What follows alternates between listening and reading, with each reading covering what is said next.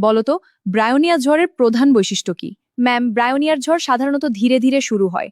বিশেষ করে গরম থেকে হঠাৎ ঠান্ডা লাগলে বা ঠান্ডা পানিতে গোসল করলে এই অবস্থা দেখা দেয়। খুব ভালো। আর কি ধরনের কন্ডিশনে এটা বেশি দেখা যায়? সারাদিন পরিশ্রমের পর হঠাৎ ঠান্ডা বাতাস লাগা, গরমে থেকে এসি ঘরে ঢোকা বা বরফ ঠান্ডা পানি খাওয়ার পর ব্রায়োনিয়ার অবস্থা তৈরি হতে পারে।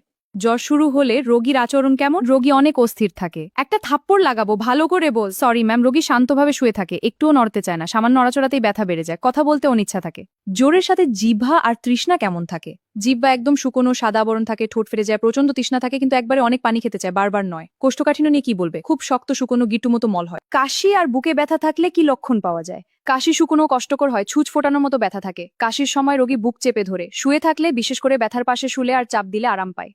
ডেলিরিয়াম হলে কি দেখা যায়? রোগী নিজের দৈনন্দিন কাজের কথা বলতে থাকে, এমনকি আমি বাড়ি যেতে চাই বলতেও পারে, যদিও সে বাড়িতেই থাকে। মোডালিটি কি হবে? সামান্য নড়াচড়াতেও সব খারাপ হয়, কিন্তু সম্পূর্ণ বিশ্রামে আরাম পায়।